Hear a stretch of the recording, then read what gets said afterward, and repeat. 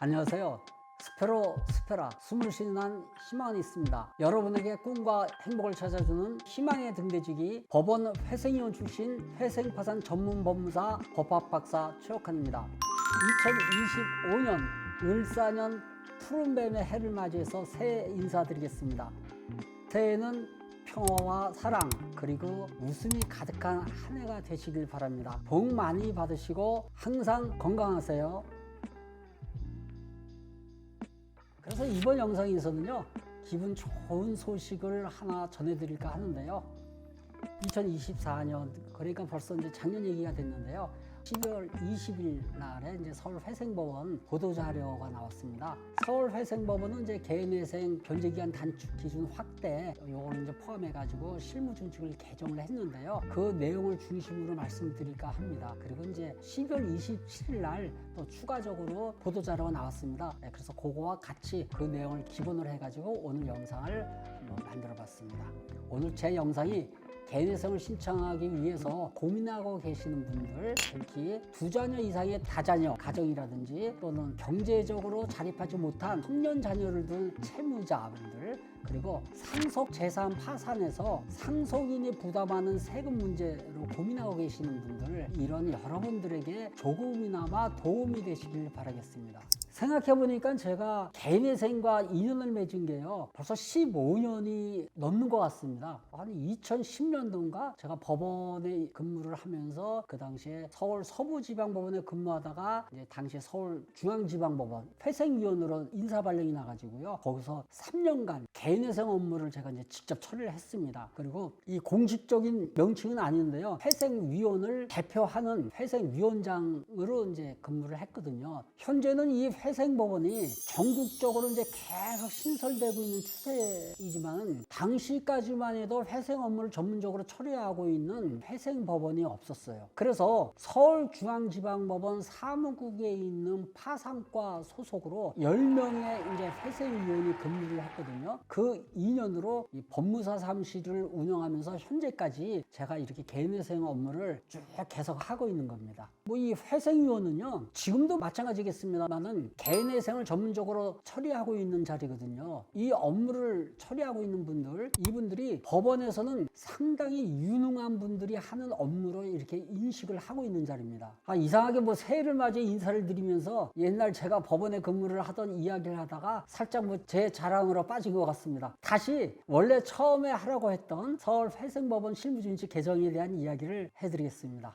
이번 변제기간 단축 사유 중 첫 번째, 이게 이제 미성년 자녀 양육 기준을 변경을 했습니다. 그러니까 기존에는 서울회생법원 실무준칙 제424조를 보게 되면요, 개인회생 변제기간을 3년 미만으로 할 수 있는 경우 7가지가 있었습니다. 채무자, 개인회생을 신청하시는 분이 당사자 65세 이상인 경우, 또는 중증 장애인인 경우, 아니면은 30세 미만의 청년인 경우라든지 3명 이상 미성년 자녀 양육을 하고 계시는 분이라든지 한부모 가정 있잖아요. 한부모 가정의 아빠라든지 엄마, 전세 사기 피해자, 이분들을 위해서 3년 미만으로 변제기간을 단축을 했었는데요. 이번 개정안으로서 여기서 3명 이상 미성년 자녀 양육자, 요거를 2명으로 개정을 했습니다. 그래서 이제는 미성년자 2명 이상을 양육하고 계시는 분도 변제기간 단축의 혜택을 누릴 수 있게 된 겁니다. 그리고 두 번째, 여기 좀 사회적으로도 문제가 되고 있습니다만은 경제적으로 자립하지 못한 성년 자녀분들 사실 많이 계시죠. 이분들에 대해서 부양가족 인정 근거가 그동안 없었습니다. 기존 서울회생법원 실무준칙 405 따르면요, 개인회생 사건에서 채무자의 생계비를 검토할 때 채무자의 부양가족 중 배우자에 대해서만 기준을 두고 있었거든요. 그런데 이번에 실무준칙 개정을 하면서 배우자뿐만이 아니라 경제적으로 자립하지 못한 성년 자녀에 대해서도 부양가족 인정 근거를 마련을 했습니다. 여기 이제 12월 27일 28일 날 추가로 이제 보도 자료가 나왔거든요. 그래서 일정한 한도가 있습니다. 법원에서 인정해 주는 한도, 그리고 성년을 몇 살로 할 것이냐 그것도 있고요. 그리고 이제 추가 생계비로 정해주는 주거비라든지 의료비, 교육비, 그리고 그 밖에 생계비 산정에 필요한 사항까지 법위를 이제 확대를 했습니다. 여기서 추가 생계비에 들어가는 주거비, 의료비, 교육비 요거는요 금액을 뭐 한없이 이렇게 인정을 해주는 게 아니라요, 법원이 일정한 한도 요거를 인정을 해주는 근거 12월 27일 생계비위원회가 있거든요. 거기서 발표가 났습니다. 마지막 세 번째가 그동안에 참 상속재산 파산을 해야 되는데 세금 문제가 부담이 돼가지고 많이 망설여졌을 겁니다. 상속재산 파산 신청을 할 때 상속인이 세금을 부담하지 않도록 이렇게 개정을 했습니다. 이게 무슨 말이냐면요, 상속재산 파산 사건을 법원에 신청을 할 때 상속인이 부담을 해야 되는 세금이 있습니다. 재산세라든지 종합부동산세라든지 취득세, 양도소득세, 이걸 상속재산에서 먼저 변제하도록 재산채권이라고 약간 이제 어려운 용어입니다만은 어쨌든 재산채권으로 인정을 하면서 먼저 이렇게 변제를 하는 그러한 근거를 이번에 마련을 했습니다. 기존에는요, 상속재산 파산 절차에서 상속부동산에 부과되는 세금, 이거는 상속인이 내야 됐습니다. 여기 왜 그러냐면은 대법원 2007년 4월 12일자 선고 2005-949 판결이 그렇게 돼 있습니다.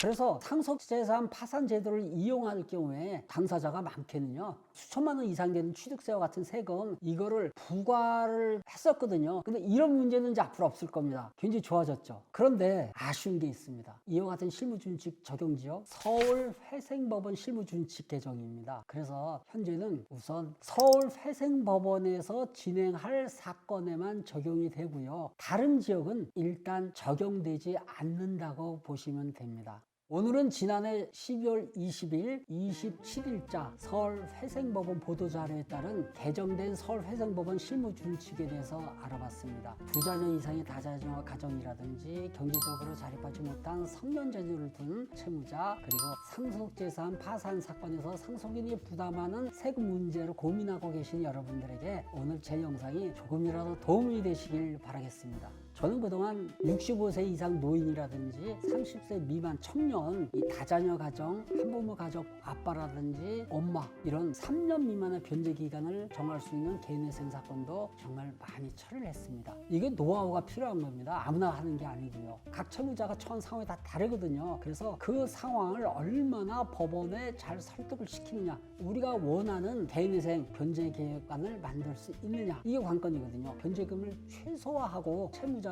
안정적으로 이렇게 개인회생 절차를 마칠 수 있도록 절차를 진행하고 있습니다. 마지막으로 한 가지 더 말씀드리겠습니다. 저는 법원에서 회생위원을 지닌 경력을 기반으로 회생 파산을 전문적으로 이렇게 처리를 하고 있습니다. 보통 이제 다른 변호사라든지 법무사 사무실 이런 경우에는 이제 민사소송이라든지 가사소송 또는 형사소송이라든지 부동산 등기라든지 상업등기, 공탁 업무라든지 사무실 운영에 도움이 된다면요, 뭐 어떤 사건이라도 다 합니다. 각종 물건을 판매하는 편의점식으로 이렇게 운영을 하고 있거든요. 물론 저도 전에는 그렇게 했습니다. 그런데요, 지금은 다른 사건을 하질 않습니다. 오직 개인회생, 개인 파산 사건만 처리하고 있습니다. 그래서 당연히 뭐 누구보다 회생 파산에 대한 풍부한 경험이 있고요, 자신이 있습니다. 회생 파산을 고민하고 계시는 분들 언제든지 저 법학박사 최옥한 법무사를 찾아주십시오. 항상 여러분의 따뜻한 희망의 등대지기가 되겠습니다. 개인회생 여러분 포기하지 마시고 끝까지 최선을 다하시길 응원합니다.